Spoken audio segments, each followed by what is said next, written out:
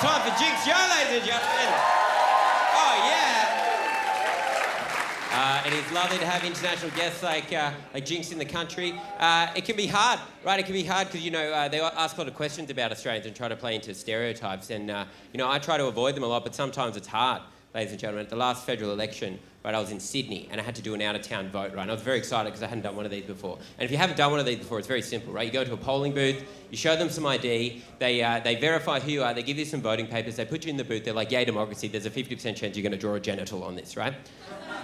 Now, I've gone into the polling booth in Sydney. Also, I should point out that I love voting time in Australia, by the way. It's my favourite time to be in Australia because I feel like it divides people into two camps, right? Not politically, it's just people are either like, well, this is fucked, I pay my taxes, I've given up my Saturday, I didn't get a sausage, fuck off, right?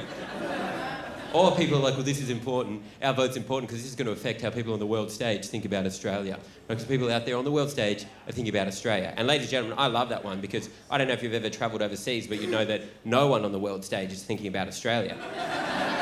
But I've gone in to do this out-of-town vote and it was all going very well. I was very excited. I walked in, I put my ID down, the guy goes, oh, cool, you're from Melbourne. I was like, yeah, and then he checked my address, he verified who I was, and then he handed me the voting paper for the House of Representatives. But then he handed me the New South Wales Senate paper. And I said, oh, no, sorry, buddy. As we've just worked out, I live in Melbourne, right, which is in Victoria, so I need the Victorian Senate paper. And he went, oh, right. Then without moving, he kind of looked around. Then he goes, I don't think I've got one of those. And I was like, well, what do you want me to do? How am I going to vote? And ladies and gentlemen, I don't like to play it into stereotypes very often, but he said the most Australian thing I've ever heard in my life. Right, he just looked back at me and he just goes, fuck, maybe give the Senate a miss this year, mate.